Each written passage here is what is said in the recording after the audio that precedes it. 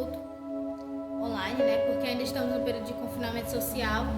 E antes de iniciarmos mais um culto, gostaria de pedir para os irmãos que deixem o seu like, se inscrevam no canal, ativem as notificações para não perder nenhum vídeo que nós postarmos e compartilhem para os seus amigos, para ajudarmos a levar o Evangelho às pessoas que não conhecem a Deus. Então vamos iniciar mais um culto, amém? Feche seus olhos e vamos orar.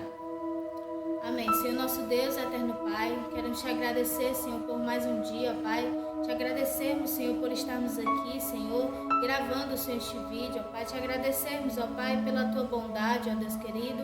Meu Deus, te agradecer, Senhor, porque nós temos, Senhor, este meio, ó Pai, para enviar, Senhor, a tua palavra, Senhor, para essas pessoas, ó Pai, que muitas delas estão passando, Senhor, por situações, ó Pai, na qual não são boas, ó Deus querido, mas vem tocando, Senhor, nos corações, ó Pai, vem abençoando, ó Deus querido. Abençoa, Senhor, este culto, ó Pai, recebe, Senhor, como cheiro suave, ó Pai.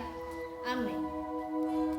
E vamos abrir a Bíblia agora no livro de Jó, capítulo 8, a partir do versículo 2. Até quando você falará estas coisas? E até quando as palavras da sua boca serão como um vento impetuoso? Será que Deus perverteria o direito? Será que o Todo-Poderoso perverteria a justiça? Se os seus filhos pecaram contra ele, também ele os entregou ao poder da transgressão que cometeram. Mas se você buscar a Deus e pedir misericórdia ao Todo-Poderoso, se você for puro e reto, ele sem demora despertará para ajudá-lo e restaurará a justiça da sua morada. O seu primeiro estado parecerá pequeno, comparado à grandeza do seu último estado. Amém? Após essa leitura, eu passo já para o Ministério de Louvor, para juntos adorarmos ao Senhor. Amém?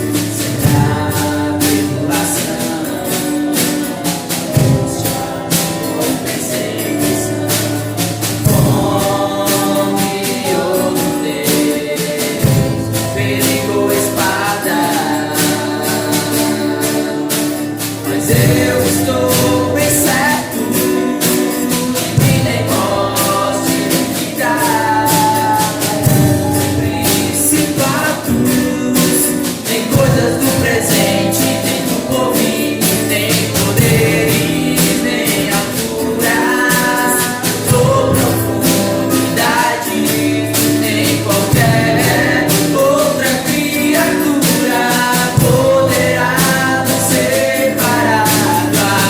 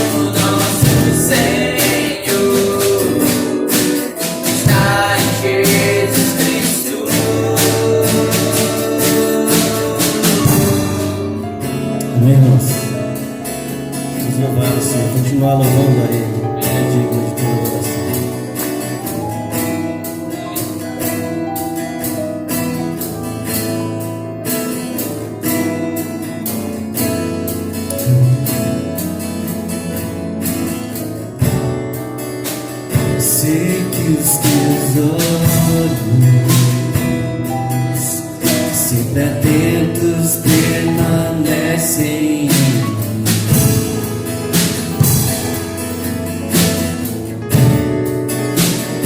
E os teus ouvidos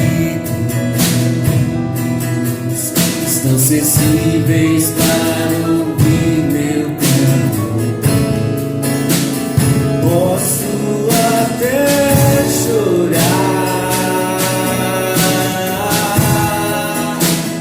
mas a alegria vem de manhã. És Deus de perto e não de longe, e nunca mudastes. Tu és fiel,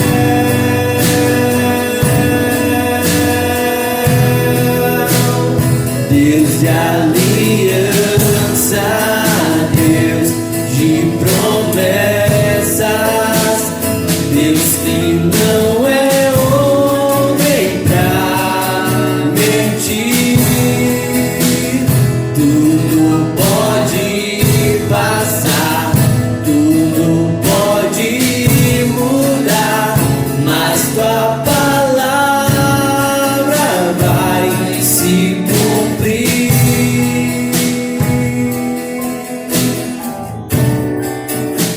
Sei que os teus olhos, sempre atentos, permanecem em mim.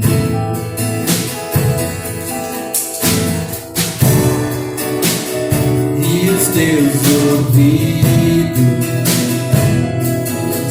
estão sensíveis para ouvir meu clamor. Eu posso até chorar, mas a alegria vem de manhã. És Deus de perto e não de longe, nunca mudastes. Tu és fiel,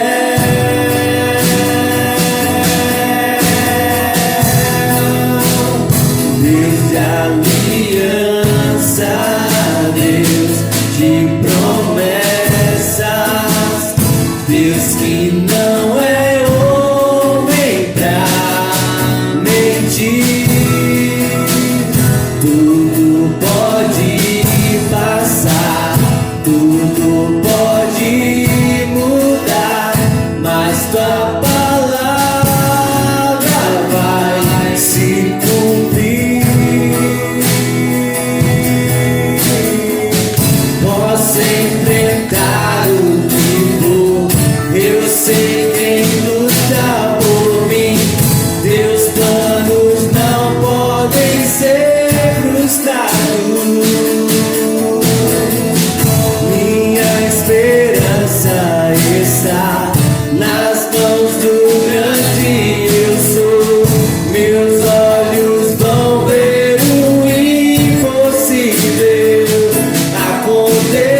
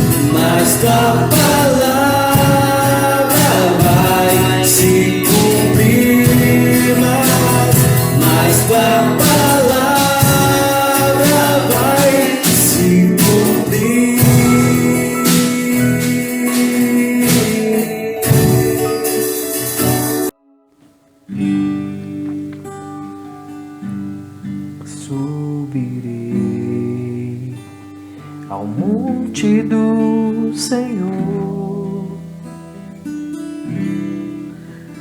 e o adorarei com salmos e um novo louvor.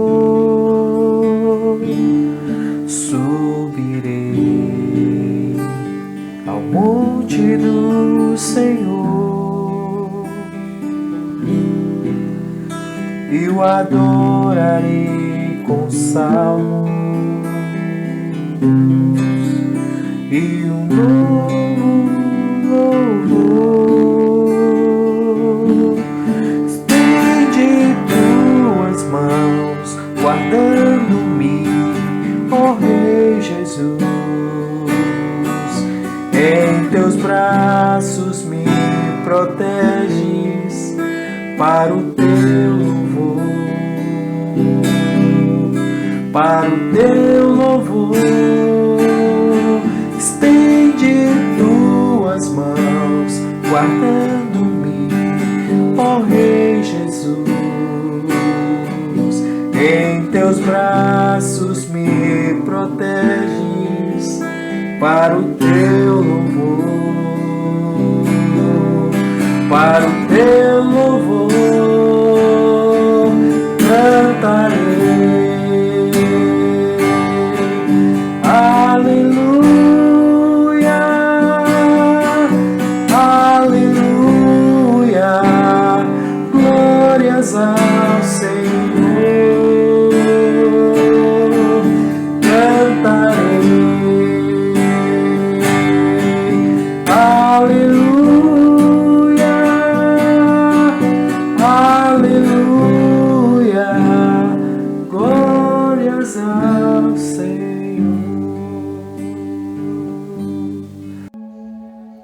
Amém, irmãos. Após essa ministração do louvor, vamos agora ouvir a palavra do Senhor com o pastor Pedro.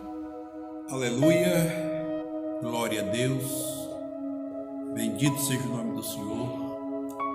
Graças a Deus, amados, estamos aqui mais uma vez diante de Deus, nosso Senhor, agradecidos porque até aqui Ele tem nos conduzido, tem nos ajudado, nos abençoado, governado as nossas vidas, tem nos protegido e nós temos, na dependência do Seu Espírito, pela Sua graça e misericórdia, servido em novidade de vida. Louvado seja o Seu nome para todo sempre.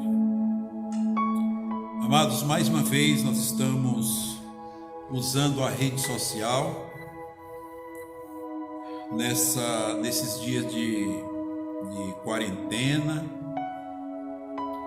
Nós queremos saudar a todos no nome do Senhor Jesus Cristo e pedir que Ele nos abençoe em mais essa oportunidade que estamos ministrando Sua palavra.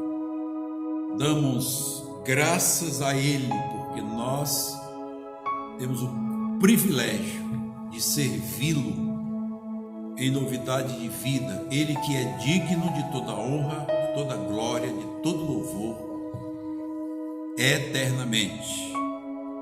Meus queridos, meus amados, hoje, segunda-feira, dia 8 de junho de 2020, estamos no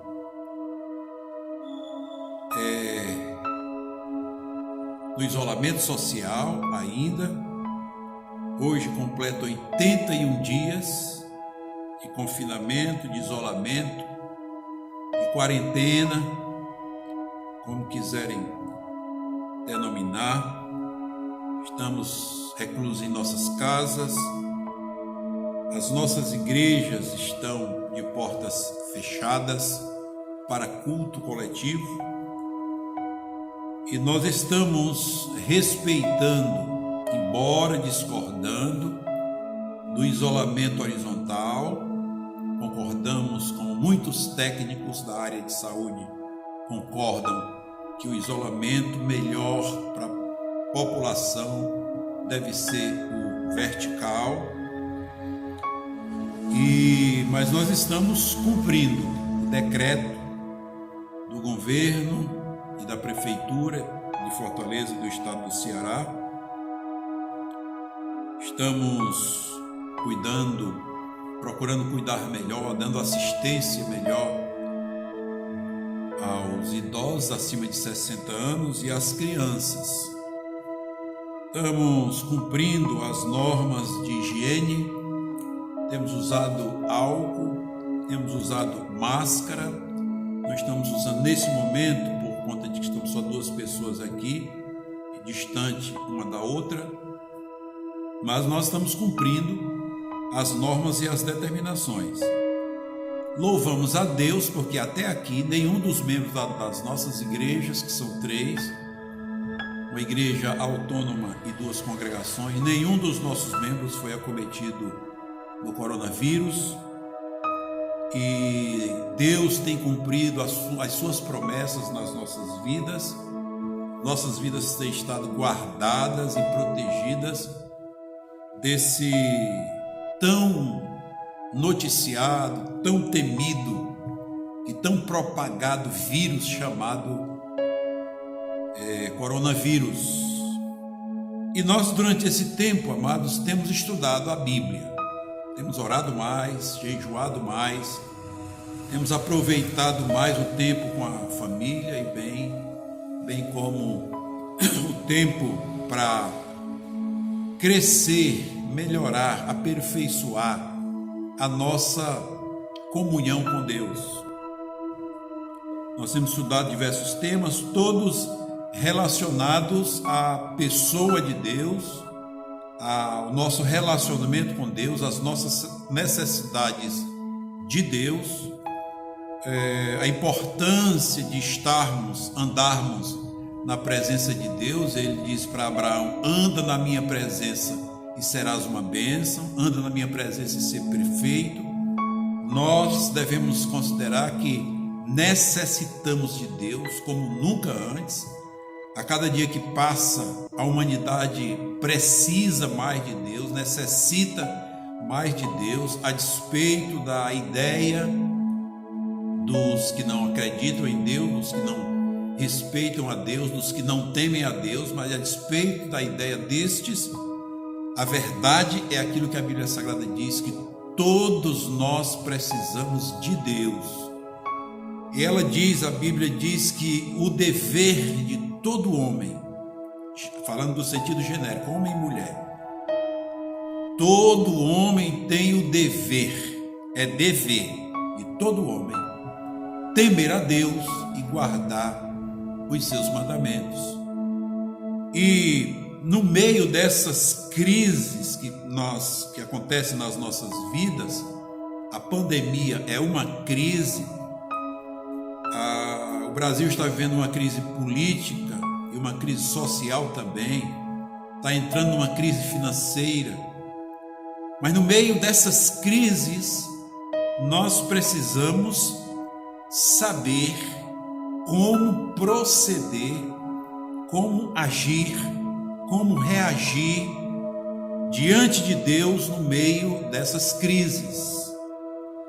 Todos nós sabemos que a pandemia, ela tem produzido muita insatisfação, muito desgosto, ela tem produzido na vida das pessoas muita apreensão. As pessoas têm estado mais nervosas, têm estado mais incomodadas, têm estado mais tristes, mais o desejo que essa pandemia acabe logo, que esse isolamento acabe logo, porque muitos têm estado amedrontados pela própria notícia, tantas notícias sobre a força, aquilo que causa o coronavírus. As pessoas ficam mais tristes, ficam mais incertas, mas no meio dessas crises, nós precisamos saber como proceder. E a regra para as nossas vidas como cristãos está na Bíblia Sagrada. Portanto, temos estudado a Bíblia Sagrada durante esses dias e principalmente através da rede social, porque não podemos realizar culto coletivo. E hoje nós vamos estar falando sobre mais um tema, e o tema de hoje é o seguinte: na crise, qual exemplo devemos seguir? O de Pedro ou de Judas? Essa é uma experiência que aconteceu na vida de nosso Senhor Jesus Cristo, relacionada à conduta do Pedro, o apóstolo Pedro, e do Judas, o discípulo Judas Iscariotes. O texto que fala a esse respeito está em Mateus, texto que nós vamos ler agora está em Mateus capítulo 26, e do verso 69 até o versículo 5 do capítulo 27. É o texto que narra a experiência de Pedro e a experiência de Judas Iscariotes. E o texto está escrito assim, 69, verso 69. Ora, estava Pedro assentado fora do pátio, e aproximando-se uma criada lhe disse: também tu estavas com Jesus o Galileu. Ele, porém, o negou. Veja bem, ele, porém, o negou diante de todos. Pedro negou a Jesus a primeira vez diante de todos, dizendo: não sei o que dizes. Verso 71. E saindo para o alpendre, foi ele visto por outra criada, a qual disse aos que ali estavam: este também estava com Jesus o Nazareno.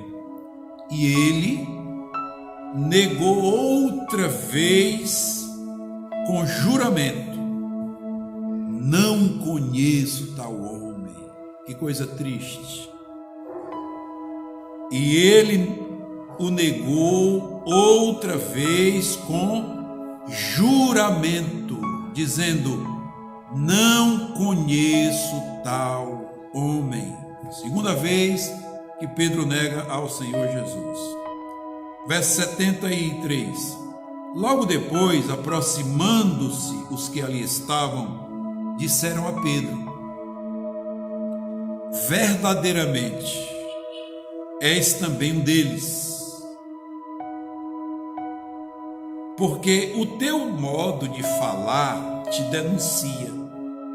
Então começou ele a praguejar e a jurar: não conheço este homem. Não conheço esse homem. Imediatamente o galo cantou. Então Pedro se lembrou da palavra que Jesus lhe dissera. Veja bem. Então Pedro se lembrou da palavra que Jesus lhe dissera: antes que o galo cante, tu me negarás 3 vezes. E saindo dali, chorou amargamente. Note, Pedro nega ao Senhor Jesus 3 vezes, 2 vezes diante de 2 criadas, e uma terceira vez diante de todos. Negou a Jesus. E quando acontece pela terceira vez, Jesus lhe havia dito, depois de perguntar 3 vezes se ele o amava, ele responde que ama ao Senhor. E Jesus diz para ele que antes que o galo cantasse 3 vezes, antes que o galo cantasse 3 vezes ele o negaria. E tal, por isso que Pedro lembra da palavra que Jesus lhe dissera. E no capítulo 27, nos versos de 1 a 5, diz assim: ao romper do dia, todos os principais sacerdotes e os anciãos Vejam quais as pessoas que estavam juntas. Ao romper do dia, todos os principais sacerdotes e os anciãos do povo entravam em conselho contra Jesus para o matarem. Vejam que a cúpula de governo, a cúpula de conselho, a cúpula de doutrina, a cúpula da lei, estavam todos juntos para, em conselho, decidir como matar a Jesus. E amarrando-o,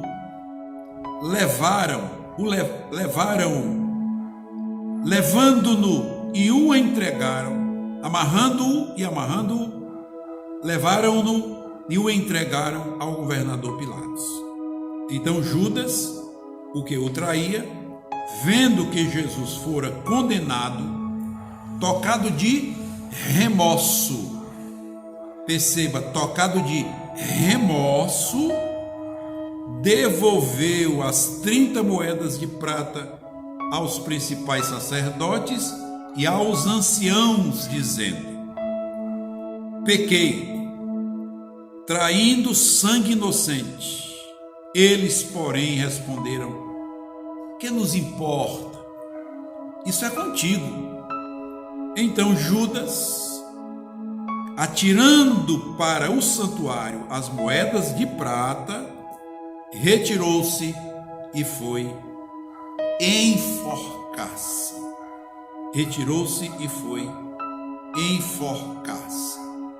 Meus amados, nós temos aqui um texto sagrado que nos narra o episódio de negação à pessoa de nosso Senhor Jesus Cristo por dois dos seus discípulos, Pedro e o Judas.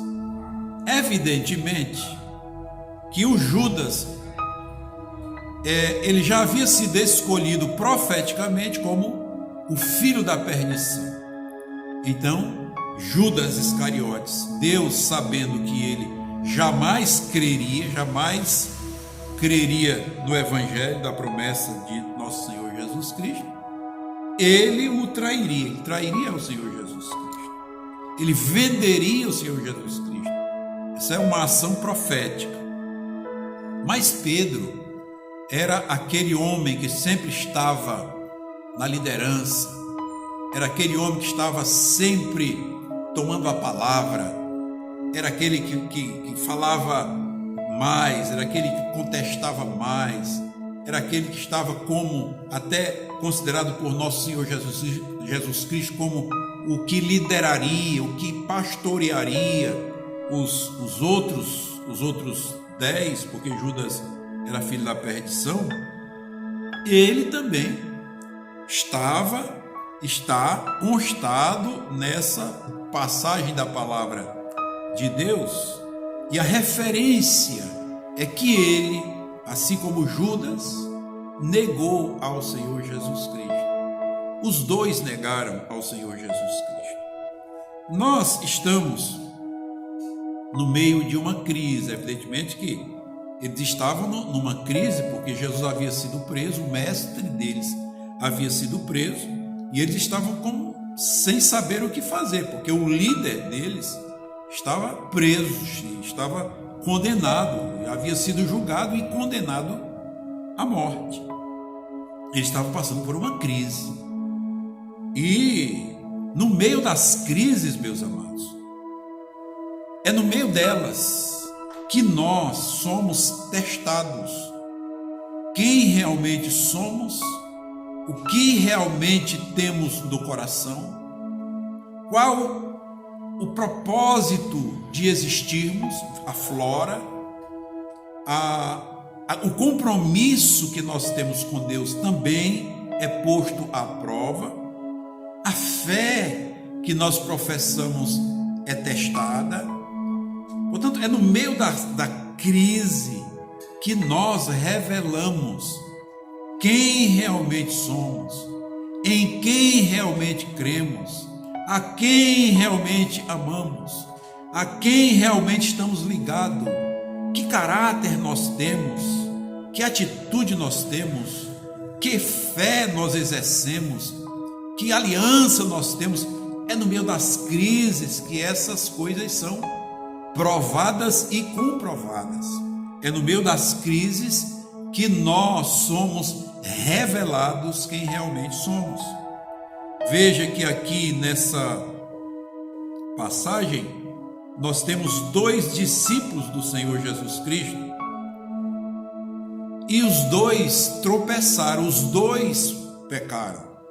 Evidentemente que a condição da palavra de Deus, colocando a vida de 2 discípulos do Senhor Jesus Cristo como exemplo para nós, é para que nós aprendamos e não caiamos nos erros que eles caíram. Nós vemos 2 homens, ambos discípulos, e ambos negaram a Jesus.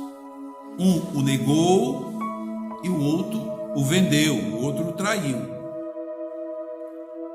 Eles erraram no momento mais crítico da história da raça humana, que foi a morte de nosso Senhor Jesus Cristo.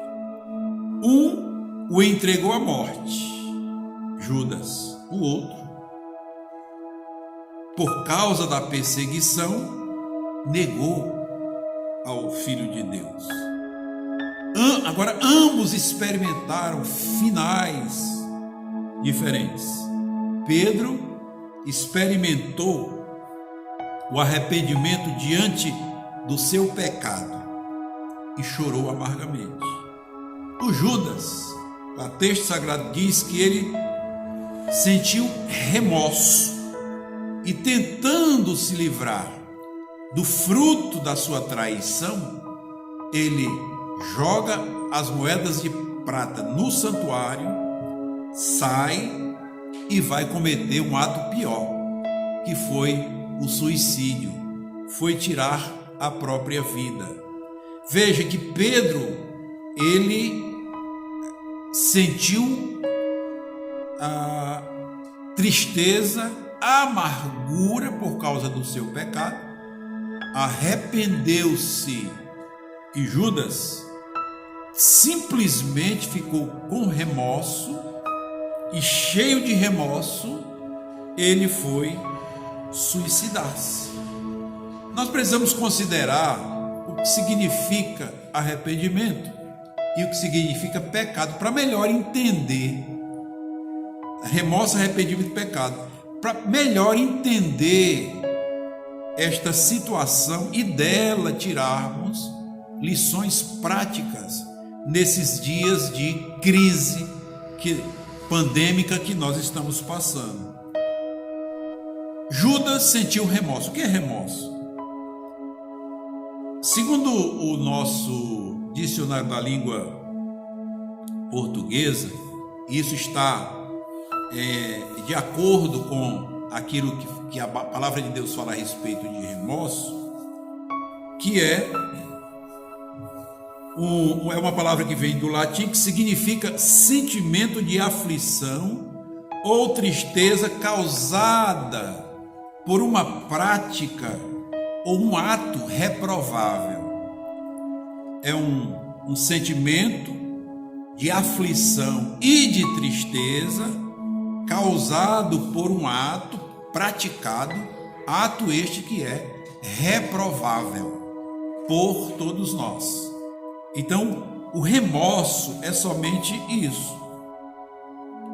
Com a experiência de Judas, o remorso o levou a um pecado maior e definitivo. Qual foi o pecado definitivo de Judas? Foi tirar a própria vida, foi suicidar-se. O texto sagrado diz que após ele ver Jesus julgado e condenado, ele sente remorso, tristeza, e não tendo o que fazer, ele, por remorso, tenta livrar-se do fruto da traição. Pega as 30 moedas de prata, joga no santuário e sai e vai suicidar-se. Meus amados, apenas o arrependimento verdadeiro é capaz de devolver a alegria genuína. Apenas o arrependimento verdadeiro, quando nos deparamos com o pecado que nós cometemos, sejam eles intencionais ou não, nós somos responsáveis por eles, nós prestamos contas por eles, então nós somos conduzidos ao remorso ou nós somos conduzidos ao arrependimento. Nós já vimos que remorso é apenas uma tristeza por algo que nós cometemos e que é reprovável, claramente reprovável. E o arrependimento é uma tristeza, no caso do apóstolo Pedro, amarga, profunda, por conta do pecado que nós cometemos contra Deus. Consequentemente, quando nós pecamos contra Deus, nós pecamos também contra o nosso próximo. Veja que o texto sagrado diz que o Pedro, ele peca contra o Senhor Jesus, mas pelo fato de que o Senhor Jesus havia sido enviado ao mundo para buscar e salvar o perdido, Pedro peca também contra Deus, porque a determinação era de Deus. Pecou contra o Senhor Jesus, o Salvador. Pecou contra Deus, aquele que o enviou, que enviou o Salvador. Meus amados, todo pecado que nós cometemos a partir do original no qual nós nascemos, aquele que vem conosco a partir da desobediência adâmica, o que ele nos traz? Aquilo que está dentro da nossa base de fé e doutrina da Igreja de Cristo do Brasil: culpa, pena, domínio na nossa base de fé, presença, mas aqui no estudo, domínio e morte do pecado. Todo o pecado que nós cometemos, não somente o original, que já nascemos com ele por conta da desobediência de Adão, mas todos os pecados que nós cometemos, sejam pecados de traição, sejam pecados de infidelidade, qualquer tipo de pecado, ele traz, e Paulo repete isso lá em 1 Coríntios capítulo 11, ele traz culpa, ele traz pena, por conta da condenação, a condenação diz qual é a pena, e ele domina aquele que está condenado e ele o leva à morte. Paulo, o apóstolo Paulo, quando fala em 1 Coríntios capítulo 11, aquele texto célere da ceia do Senhor, a partir do verso 23, lá no final do assunto ele vai dizer que por conta de que alguns participam da ceia, da mesa do Senhor, sem discernir o corpo de Cristo, alguns enfraqueceram, outros adoeceram e outros morreram. Na nossa base de fé, diz que a ação do sacrifício e da morte do Senhor Jesus, nós somos livres da culpa do pecado, da pena do pecado, do domínio do pecado, a escravidão do pecado e da presença dele também.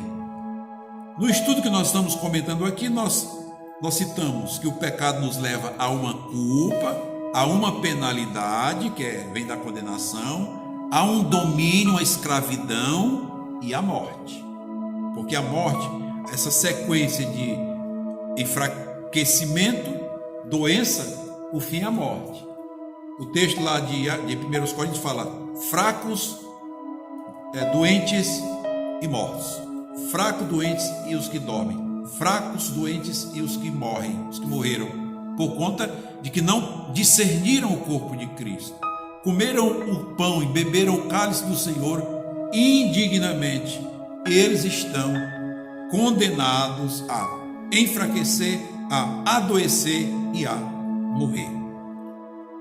Mas, meus amados irmãos e irmãs, isso não é o fim. Nós temos a saída. Há um caminho. Evidentemente que só um caminho para a libertação e a transformação de todas essas consequências. Há um caminho promovido, determinados por Deus, para que nós saiamos, para que nós sejamos livres dessas consequências do pecado, do domínio dele, e sejamos transformados de escravos do pecado em filhos santos de Deus. E o caminho, sabe qual é? Arrependimento. Meus amados, no Novo Testamento existe duas palavras-chave do início ali da igreja primitiva, aquilo que chamamos de igreja primitiva. Duas principais palavras do anúncio do Evangelho do Senhor Jesus Cristo, que perdura pelos séculos dos séculos. Essas duas palavras são arrependimento e crença. Quando os discípulos pregavam o Evangelho, a palavra-chave, a palavra conclusiva de todos eles era: arrependei-vos e crede. Quando João Batista começou a pregar antes do Senhor Jesus Cristo, a palavra dele era arrependei-vos. Arrependei-vos. Meus queridos, não há outro caminho para libertação do pecado e suas consequências e consequente transformação da nossa vida de condenados em libertos em Cristo, senão o arrependimento. E nós precisamos tocar nesse assunto nesses momentos de pandemia, porque, meus queridos, há muita gente enganada a respeito do pecado, levando o pecado como se não fosse pecado. Isso é iniquidade. Cometendo pecados como se não fosse pecado e sem arrependimento. Porque não há remissão de pecado, diz a Bíblia Sagrada, se não houver arrependimento e, consequentemente, pedido de perdão. Sem arrependimento não há remissão. Sem arrependimento não há perdão. O perdão existe, mas o perdão é alcançado por aqueles que se arrependem.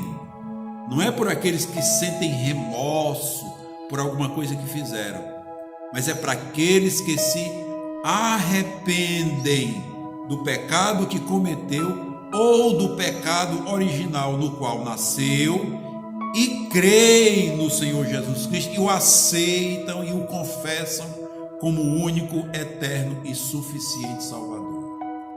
Sem arrependimento não há remissão de pecados. Sem arrependimento não há perdão e não há essa remoção da culpa do pecado e, consequentemente, também não há da pena do pecado. Não há remoção. Sem arrependimento não há remissão do pecado. E muitos de nós, às vezes ofende alguém e aí diz que o tempo é o melhor remédio, o tempo vai cuidar disso, o tempo vai encobrir isso, o tempo vai fazer isso passar.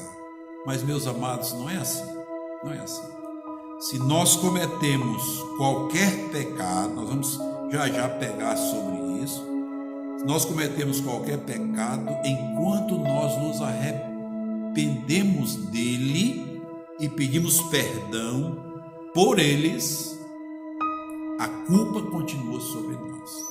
Sejamos nós crentes ou não, sem arrependimento não há remissão de pecado. Não há remissão de pecado. Meus amados, o que é então pecado?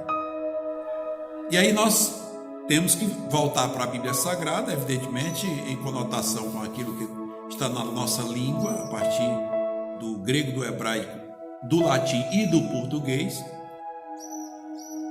E nós sabemos que já nascemos, acabei de citar, já nascemos com o pecado adâmico, aquele que dele nós descendemos, que é o pecado chamado origem, pecado de origem.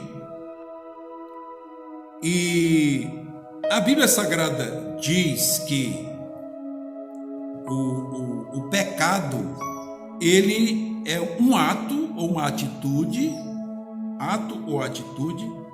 de quebra de uma norma, de uma lei, de um princípio, de um preceito, de um mandamento. Pecado é isso. Pecado, na Bíblia Sagrada nós vamos ver que pecado ele fala de forma abrangente, às vezes de modo geral, o que seja pecado, e às vezes de modo específico. Por exemplo, na Bíblia há pelo menos 5 palavras que falam a respeito de pecado, e cada uma tem uma particularidade, uma singularidade.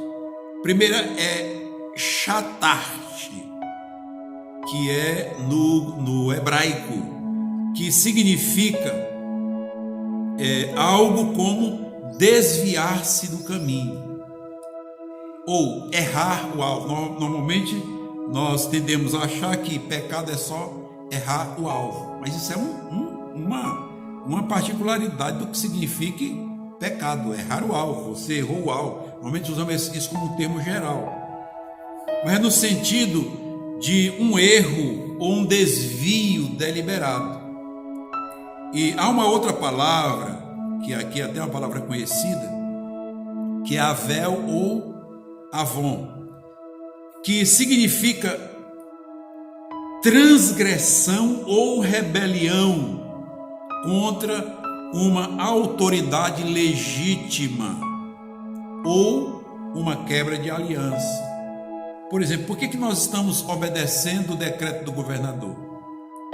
Porque é uma lei. O governador determinou, decretou. Decreto é uma lei, embora em tempo limitado, em tempo determinado, mas é uma lei. Então, o governador é quem? É a autoridade maior do Estado. Se ele fez um decreto, nós temos que obedecer ao decreto do governador. Nós temos a liberdade bíblica de não honrar um decreto ou uma ordem, seja de que autoridade for, quando essa ordem vier contra a ordem de Deus. Aí nós precisamos continuar submissos, respeitando a autoridade, porém dizendo para eles, fazendo-os ver que nós precisamos obedecer a Deus, que é a autoridade maior acima deles e de nós, porque a lei deles está errada. Então nós nos submetemos à submissão a eles, que submissão é o respeito, submissão é acatar, submissão é em face da não execução de uma ordem errada, mas submeter-se às sanções da não obediência àquela ordem errada, porque nós vamos obedecer à ordem de Deus. Então, essa segunda palavra, ela fala da falta de integridade, desobediência a uma autoridade constituída. E nós precisamos considerar isso.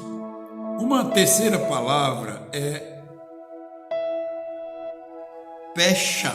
São as palavras assim, que não é normal para nós. e ela transmite a ideia de iniquidade. O que é iniquidade? Iniquidade é a prática de pecado como se não fosse. Então, como que nós estamos vivendo nesses dias, há muitas coisas que estão sendo ditas que são tabus e que as comunidades, a sociedade tem que quebrá-las porque são apenas tabus. Mas quem define o que é certo e errado é a palavra de Deus. E aí, quebrar a palavra de Deus em nome da quebra de tabu, isso é iniquidade. É praticar pecado como se não fosse. Isso é iniquidade. Então a palavra para isso usada na Bíblia Sagrada é pecha. Uma quarta palavra é racha, que significa maldade. Maldade,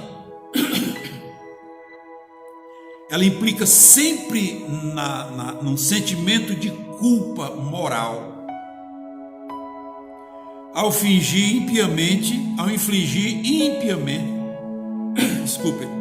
as regras pré-estabelecidas. Uma quinta palavra é acham, que significa culpa, andar de modo errado, andar de modo errante, fora dos padrões normalmente aceitos pela maioria. Então essas palavras, elas são palavras hebraicas com esses significados. Elas estão mais no Velho Testamento. Agora, no Novo Testamento existe uma palavra que chama armatia.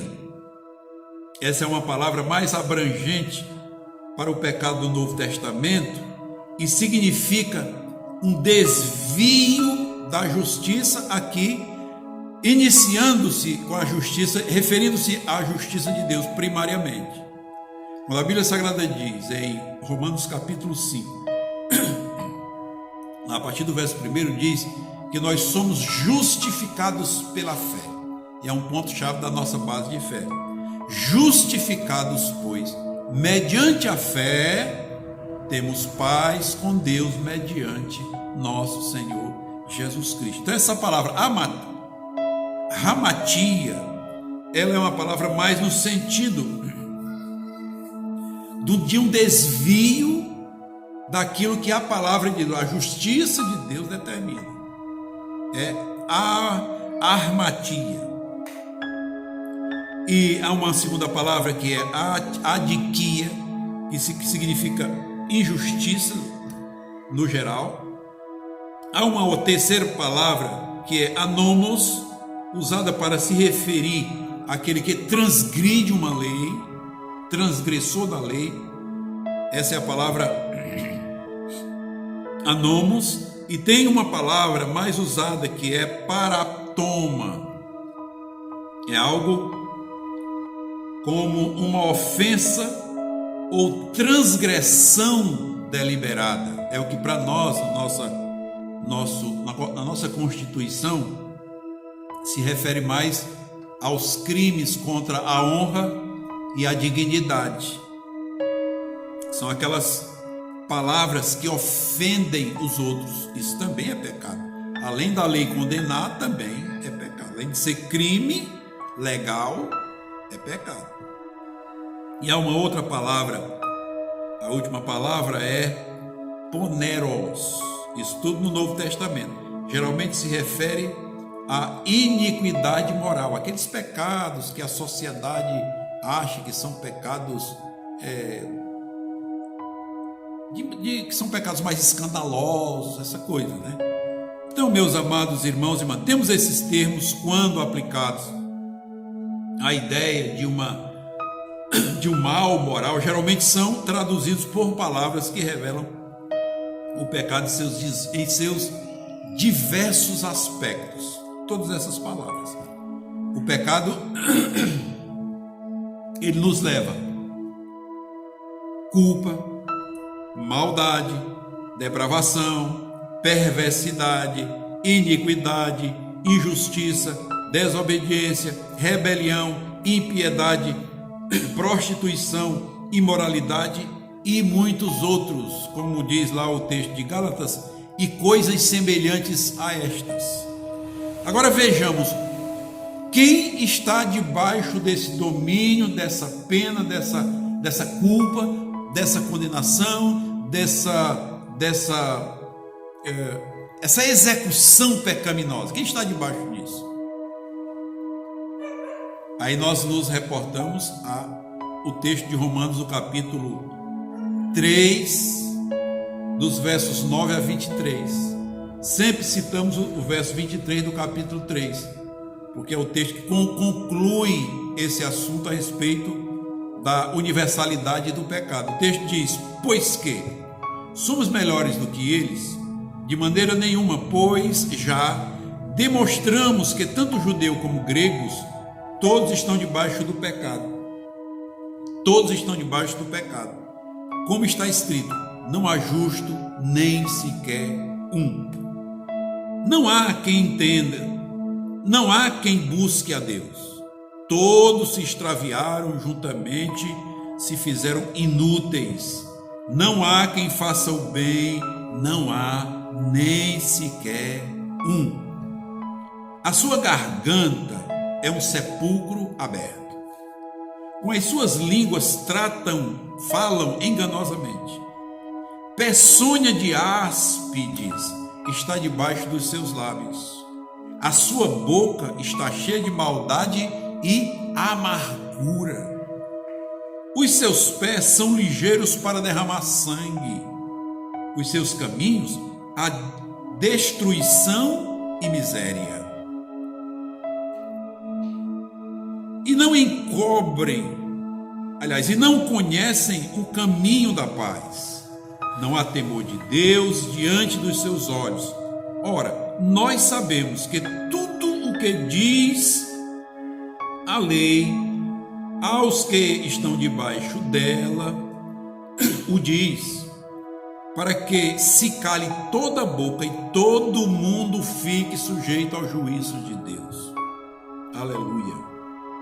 Porquanto, pelas obras da lei, nenhum homem será justificado diante de Deus, pois o que vem pela lei é o pleno conhecimento do pecado, a justificação pela fé em Jesus Cristo. Mas agora, sem lei, tem-se manifestada a justiça de Deus, que é atestada pela lei e pelos profetas, isto é, a justiça de Deus pela fé em Cristo Jesus, para que todos os que creem, pois não há distinção. E verso 23 que conclui esse texto: porque todos pecaram e destituídos estão da glória de Deus. Todos pecaram e destituídos estão da glória de Deus. Meus amados, a consequência natural do pecado, isso que está concluído nesse texto, é aquilo que já dissemos: culpa, pena, domínio, condenação e morte. Toda a humanidade está sujeita a isso. Temos falado, será que Deus não está usando esse coronavírus para dizer para o mundo: arrependei-vos e crede? Eu acredito piamente que essa ação dessa pandemia, desse coronavírus, é uma advertência de Deus. Uma advertência de Deus para dizer à humanidade que ela precisa de um Deus, do único Deus, do Deus vivo, do Deus verdadeiro.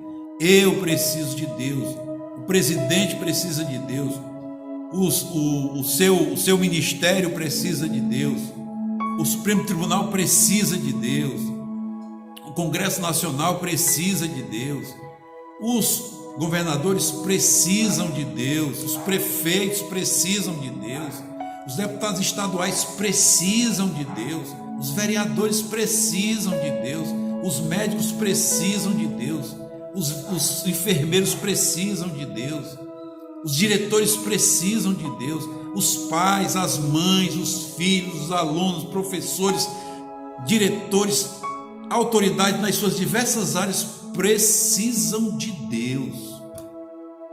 Toda a humanidade precisa de Deus. Até aquele moço comunista lá da Coreia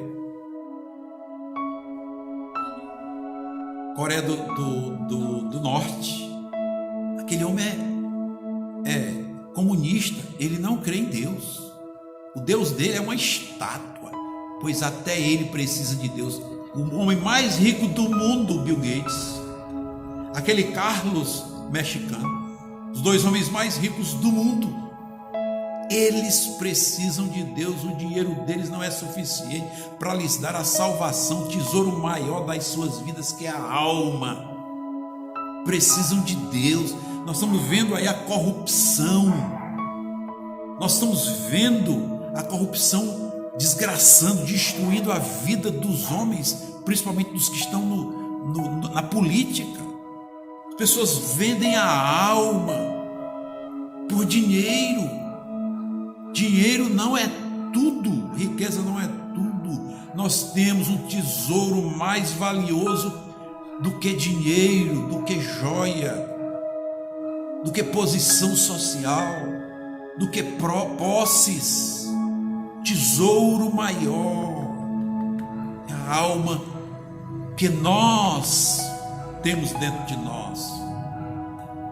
Naquele filme A Lista de Schindler, que dele foi tirada uma frase extraordinária, quando 6 milhões de judeus foram mortos, e um homem que nem judeu era rico, e decidiu vender o que tinha com dó, evidentemente movido por Deus, com dó do sofrimento daqueles judeus. E ele decidiu vender tudo o que tinha, montar uma fábrica de confecção e comprar judeus condenados.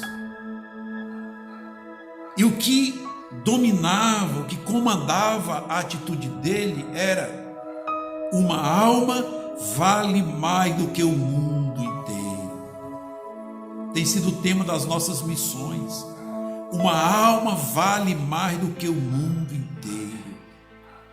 E, meus amados, a Bíblia Sagrada diz que a maior alegria no céu por um pecador que se arrepende do que por 99 justos que não precisam de arrependimento. Por quê?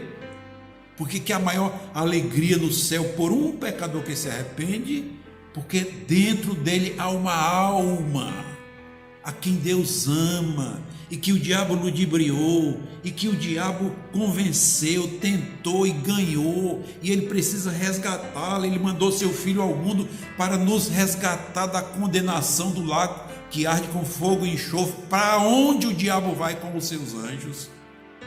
E a Bíblia diz que todos pecaram e destituídos estão da glória de Deus. E a glória de Deus que nós precisamos é a manifestação do sacrifício expiatório de nosso Senhor Jesus Cristo, que é o meio através do qual nós somos resgatados da condenação, da culpa, da pena, do domínio e da morte eterna. É o meio que Deus nos deu para sermos resgatados disso, para termos a nossa alma salva, resgatada para a glória de Deus. Nós precisamos de Deus.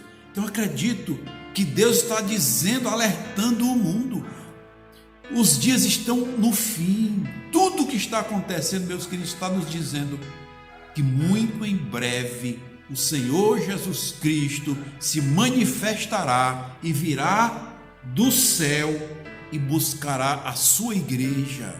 E, meus amados, segundo a nossa escatologia bíblica, depois do arrebatamento da igreja haverá grande tribulação.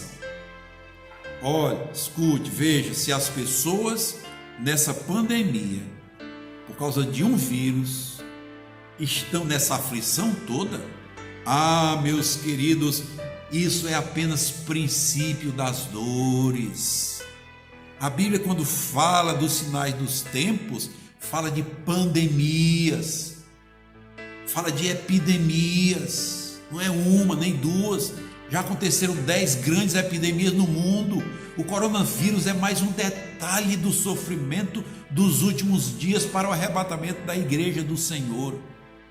E quem será arrebatado? Aqueles que confessaram os seus pecados, arrependidos ao Senhor Jesus Cristo e o aceitaram como Senhor e Salvador das suas vidas. Não é o religioso, não é o filântropo, não é aquele que tem posse, não é aquele que pode todas as coisas, é aquele que confessar o Salvador. Esse arrependido, não cheio de remorso, como o Judas, mas cheio de arrependimento, como o apóstolo Pedro. Arrependido, chorou amargamente. Meus queridos, rapidamente vejamos aqui o que envolve o arrependimento. O que envolve o arrependimento? A palavra para arrependimento no Novo Testamento é a palavra metanoia. Metanoia.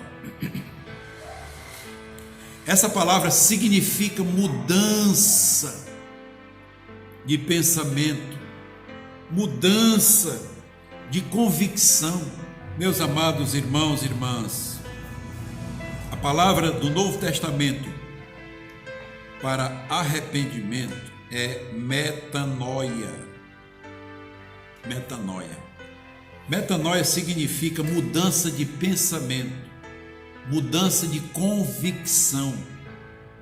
Normalmente, quando esse termo é aplicado no Novo Testamento, ele indica convite para que os homens se convertam dos seus pecados, mudando radicalmente suas convicções e atitudes. Arrependimento é isso. Mudança radical. Mudam-se as convicções, consequentemente mudam-se as atitudes. Quando o apóstolo Paulo, escrevendo à igreja de Roma, no capítulo 12 do seu livro de Romanos, ele diz: rogo-vos, pois, irmãos, que apresenteis os vossos corpos por sacrifício vivo, sacrifício racional, sacrifício voluntário. Rogo-vos que apresenteis os vossos corpos a Deus como esse sacrifício vivo, santo e agradável a Deus. E depois ele segue dizendo: não vos conformeis com este século ou este mundo, este sistema, não vos conformeis com isso, mas transformai-vos pela renovação do vosso entendimento. Ideias, pensamentos, convicções, atitudes, caráter. Quando arrependemos, há uma mudança radical. Por isso que nós, da Igreja de Cristo do Brasil, cremos que uma vez que fomos salvos, somos salvos para sempre. Por quê? É por força humana? É por vigor? É por condição humana? Por mérito nosso? Não, o mérito é do sacrifício do Senhor Jesus Cristo. Ele nos encontra, nos convence do pecado, nos muda com relação ao pecado, muda as nossas ideias, nossas convicções a respeito do pecado e estabelece as suas próprias. E as nossas atitudes, como consequência, elas mudarão naturalmente, porque as convicções foram mudadas. A transformação aconteceu aqui nas nossas convicções. O nosso caráter foi mudado. E aí, é isso que nos segura, porque a Bíblia diz em Efésios 2, que assim nós somos feitos em Cristo Jesus para as coisas boas, as boas obras. Meus amados, o arrependimento verdadeiro, diferente do remorso, que gera apenas uma certa tristeza por algo condenável, reprovável que foi praticado, o pecado que foi praticado, que é considerado reprovável, o arrependimento ele gera rapidamente convicção de pecado, contrição e quebrantamento, confissão, aliás, contrição e quebrantamento, confissão de pecado, convicção, contrição e quebrantamento, confissão, não pode confundir contrição com confissão, e por último, conversão, convicção de pecado. Somos levados a ver e a reconsiderar uma mudança radical da opinião que havia no nosso entendimento e coração a respeito do que seja pecado. Nós somos convencidos de que praticamos o ato pecaminoso. Isso é convicção de pecado. É a palavra de Deus que nos convence. A Bíblia diz que é o Espírito de Deus que nos convence do pecado. É o Espírito Santo quem convence o mundo do pecado, da justiça e do juízo. Somos convencidos que somos pecadores e que estamos cometendo pecados. Convicção de pecado. Segundo, essa convicção, como consequência, nos leva a um quebrantamento, a uma contrição. Nós paramos, olhamos para nós, não temos condição, estamos presos, sentenciados, condenados, vamos enfraquecer, vamos adoecer, vamos à morte, porque o salário do pecado é a morte. E aí, nós, vencidos e convencidos por Deus, nós procuramos o Salvador, que é nosso Senhor Jesus Cristo. Aí vem o terceiro passo, que é a confissão de pecado. Lembra que dissemos que sem arrependimento não há remissão de pecado? Porque o arrependimento envolve confissão. Se nós não confessamos o pecado que nós cometemos, como que ele vai ser perdoado? Toda condenação, ela parte de uma confissão. Se não houver confissão, não há remissão, porque o pecado não foi revelado. Então precisa ser confessado o pecado que foi cometido e nós confessamos o pecado ao Senhor Jesus Cristo.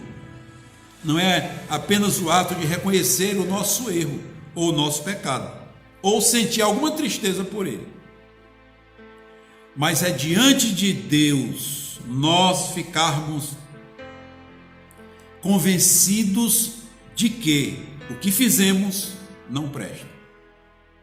Fizemos, não presta, portanto, precisamos confessar. E em quarto e último lugar, a conversão. O que é a conversão? A conversão é uma mudança, já falamos, uma mudança de atitude, uma mudança de caminho, uma aversão ao caminho que estava sendo trilhado e agora estamos num outro caminho. Vai parar. É 29 aqui. Eu não parei aqui antes, eu tô na Depois tu corre. Então, amados, o arrependimento, ele envolve 4 passos: convicção de pecado, contrição e quebrantamento, confissão de pecado e conversão. E isso é uma obra que o Senhor Jesus faz nas nossas vidas. Quando acontece o arrependimento, que envolve esses 4 passos, inicia-se o processo de libertação da culpa, da pena, do domínio, da condenação e da morte, consequência do pecado. Começa então a obra de transformação, que é aí que começa a santificação prática, não a santificação legal, posicional, mas agora a santificação prática. Nós somos chamados pelo Senhor agora a uma santificação prática. Pedro havia se esquecido de que dissera: jamais te abandonarei. O texto, o verso 62 diz: então, voltando-se, o Senhor fixou nele os olhos. E Pedro, lembrando-se da palavra do Senhor, como lhe dissera: hoje 3 vezes me negarás, antes que o galo cante. Pedro, então, saindo, chorou amargamente. Meus amados, ali ele percebeu o seu pecado, ali ele percebeu a sua culpa, diferente do Judas, que percebeu o seu pecado, viu o mal que fez ao Senhor Jesus, porque o texto diz que ele viu, ao perceber que Jesus havia sido condenado, aí é que ele percebe o pecado que cometeu. Diferente, a atitude que ele toma é livrar-se do fruto do pecado, porém, cometeu um pecado maior, que era suicídio, tirar a própria vida. Pedro, pelo contrário, ele vê, olha para Jesus, Jesus olha para ele, evidentemente sofrido, vencido ali pelas açoites, pela condenação. E Pedro enche-se de tristeza, de amargura, porque negou o Filho de Deus. Mas, meus amados, a palavra de Deus diz que Pedro sai, chora e evidentemente ele se arrepende do que fez. Que nesses dias, meus amados, nós possamos estar vendo e revendo as nossas vidas durante essa pandemia, durante esse confinamento, durante esse isolamento social, que nós possamos fazer uma análise das nossas vidas, das nossas atitudes, e possamos entrar aqui dentro de nós, fazer um autoexame, aquilo que Paulo diz: examine-se, pois, o homem a si mesmo, e nós possamos ver se estamos realmente livres da culpa, da pena, do domínio, da condenação e da morte, consequência do pecado. Em que pé estamos? Como estamos vivendo? Fomos realmente livres do pecado, da pena dele, do domínio dele, da condenação dele e da morte, consequência, que é salário dele? Estamos livres? Estamos livres? Se não estamos, se você não está, volte-se para o Senhor. Quando o texto sagrado diz que o Senhor Jesus Cristo estava olhando para Pedro, queridos, a Bíblia diz que os olhos do Senhor estão sobre a terra. Tudo o que acontece não foge à visão e ao controle de Deus. A palavra de Deus diz que os olhos de Deus são como tochas de fogo. O livro do Apocalipse, quando fala sobre o Senhor Jesus Cristo, diz que os seus olhos são como tochas reluzentes. Deus está olhando para nós. Como estamos diante de Deus? É tempo de revermos a nossa condição diante do Senhor. Sejamos quem for. Faça uma revisão nesse momento de crise. Qual o exemplo a seguir? O de Pedro ou de Judas? Pedro chorou amargamente, arrependeu-se, teve sua vida restaurada e transformada. Judas sentiu apenas remorso, uma simples tristeza por algo que havia cometido de errado. Foi e tirou a própria vida. Não escolha permanecer na morte. A Bíblia diz que nós todos estão mortos nos seus delitos e pecados. Mas Deus, sendo rico em misericórdia, por causa do amor que nos amou, Ele deu o seu Filho Jesus para que morresse por nós. É pela graça que nós somos salvos. Isso não vem de nós, é dom de Deus. Não vem das obras para que ninguém se glorie. Pela graça de Jesus. Escolha o exemplo de Pedro. Chore suas mazelas, chore seus pecados, amargure-se por causa deles, mas arrependa-se diante do Senhor.